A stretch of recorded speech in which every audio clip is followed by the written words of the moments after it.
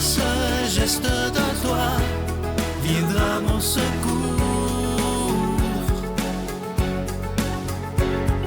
Viens semer dans mon âme le grain de l'amour.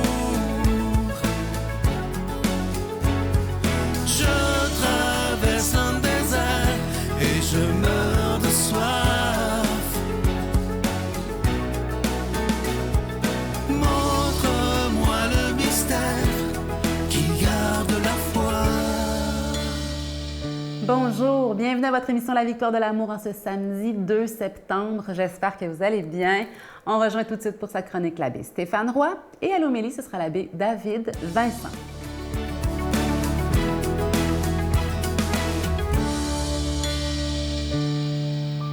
Bonjour à toi, bienvenue à cette chronique sur les chemins du cœur.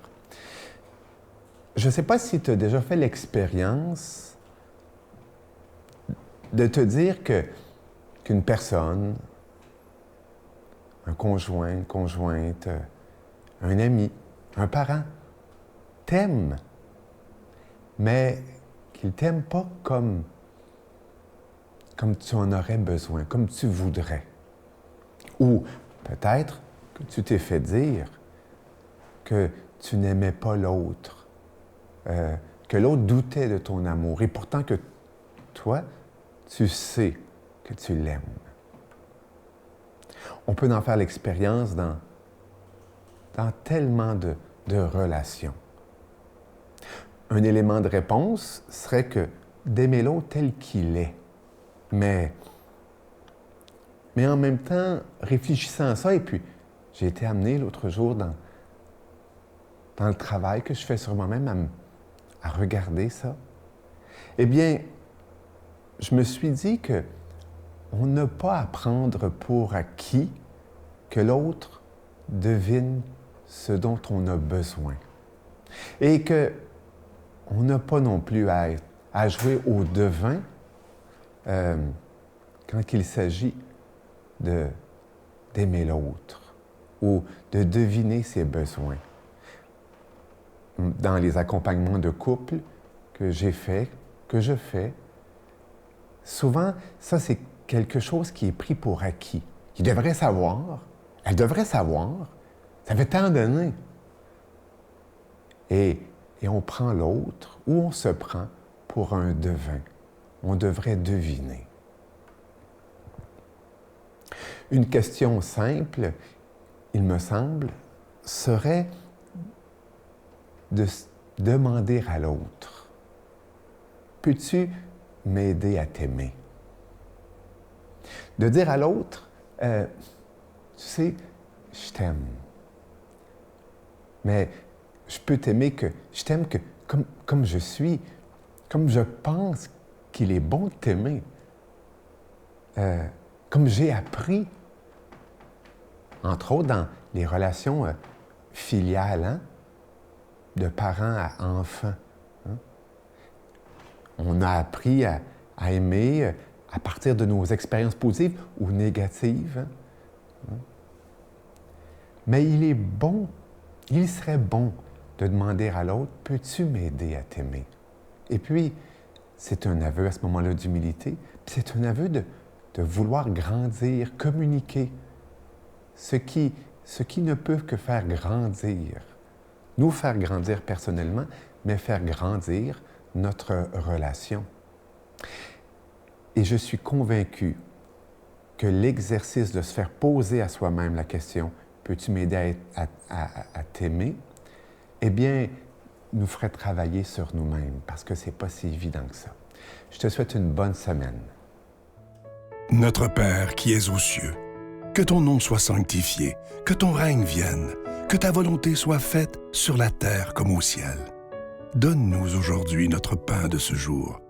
Pardonne-nous nos offenses, comme nous pardonnons aussi à ceux qui nous ont offensés. Et ne nous laisse pas entrer en tentation, mais délivre-nous du mal, car c'est à toi qu'appartiennent le règne, la puissance et la gloire pour les siècles des siècles. Amen. La Victoire de l'amour vous invite à sa retraite spirituelle les 6, 7 et 8 octobre 2023 sous le thème « La justice de Dieu, c'est la miséricorde », en compagnie du Père Michel-Marie, William Beaudoin, Sylvain et l'animation musicale avec Miguel, Jessica Poulain, Lilia Jobin et Alain Martineau. Spectacle musical du Père Michel-Marie le samedi soir à l'hôtel et suite Le Dauphin de Drummondville. Réservé au 514-523-4433 ou sans frais au 1-888-811-92-91.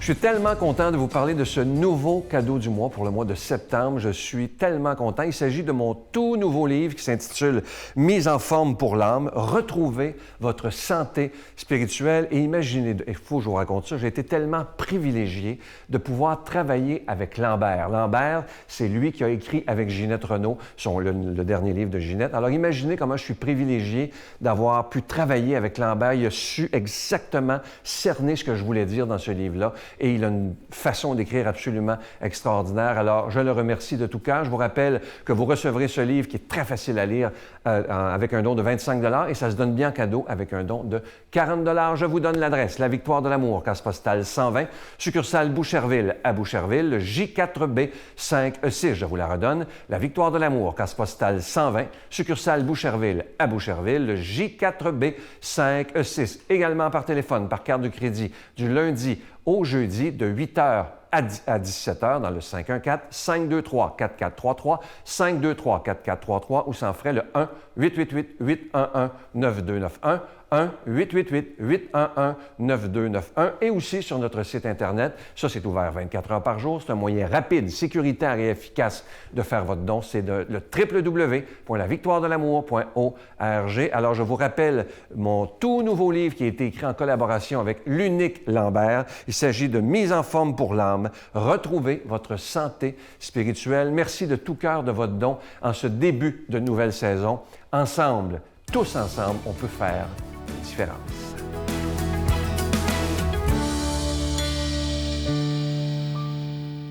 Mon Dieu, donnez-moi la sérénité d'accepter les choses que je ne peux changer, le courage de changer les choses que je peux et la sagesse d'en connaître la différence. Amen.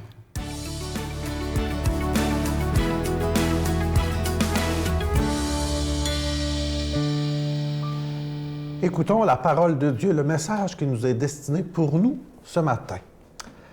Évangile de Jésus-Christ selon saint Matthieu. Jésus parlait à ses disciples de sa venue. Il disait cette parabole. Un homme qui partait en voyage appela ses serviteurs et leur confia ses biens. À l'un, il donna une somme de 5 talents. À un autre, 2 talents. Au troisième, un seul. À chacun selon ses capacités.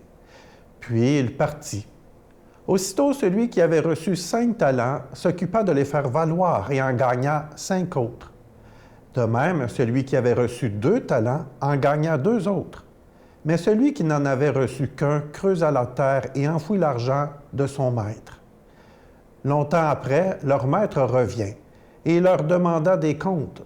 Celui qui avait reçu les 5 talents s'avança en apportant 5 autres talents et dit « Seigneur, tu m'as confié 5 talents.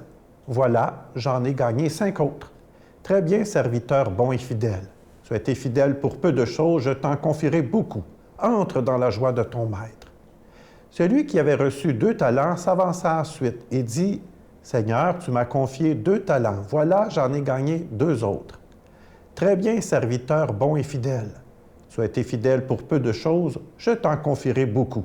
Entre dans la joie de ton maître. » Celui qui avait reçu un seul talent s'avança ensuite et dit « Seigneur, je savais que tu es un homme dur. Tu moissonnes là où tu n'as pas répandu le grain. J'ai eu peur et je suis allé cacher ton talent dans la terre.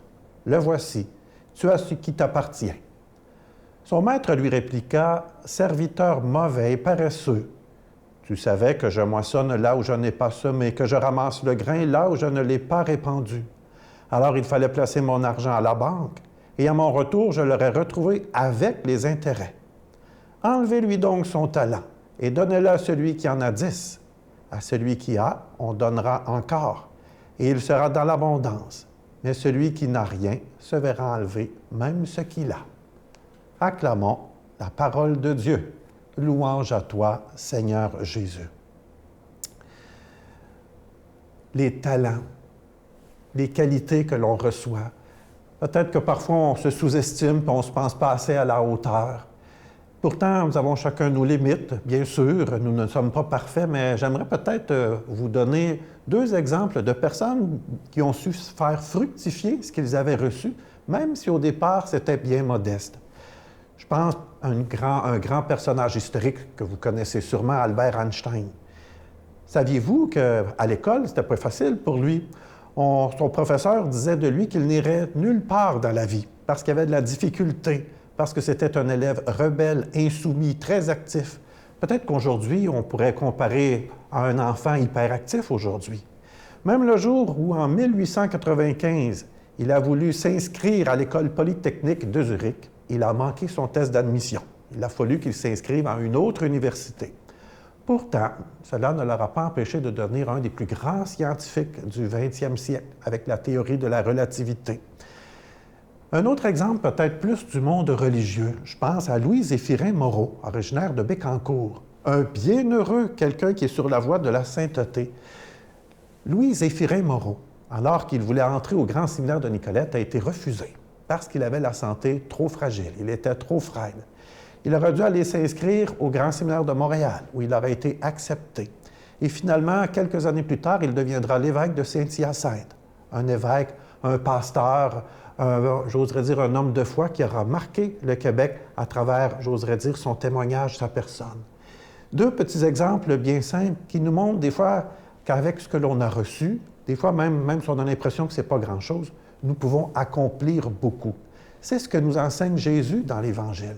Jésus nous a confié des choses par notre vie, parce que nous sommes, par notre histoire, nous avons des talents cachés en nous.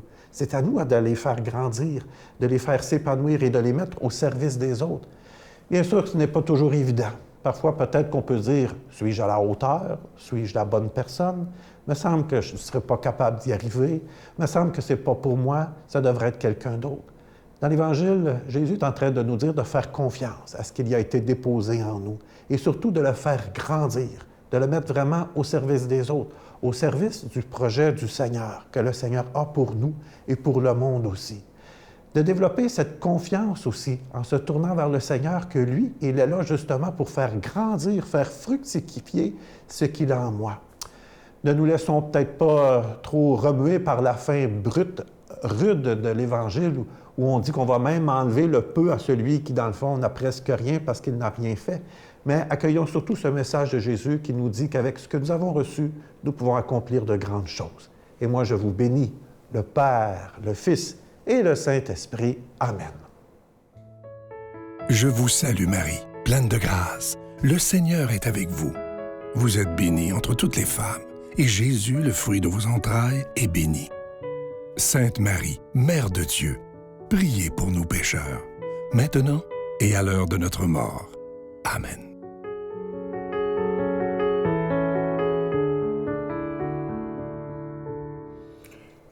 Comme cadeau du mois, en ce beau mois de septembre, Sylvain nous offre un magnifique livre tout nouveau, écrit en collaboration avec M. Lambert, celui qui a écrit le tout dernier livre de Ginette Renault, rien de moins, sur la santé spirituelle, la mise en forme de l'âme. Ça se lit tout seul, je vous le dis, ça se lit d'une grande simplicité. Vraiment, c'est facile à lire, je vous le conseille, je vous le recommande. Un livre de chevet pour la remise en forme de notre âme, pour notre santé spirituelle. Sylvain vous l'offre en échange d'un don de 25 $. Vous pouvez en avoir 2 pour pouvoir l'offrir en échange d'un don de 40 $. Merci d'aider la mission de la victoire de l'amour. Bonne journée. Ben là, j'ai comme réalisé que j'étais pas tout à fait comme j'étais avant. Fait que les premières fois que ça arrive, tu dis, ben voyons, ça va revenir.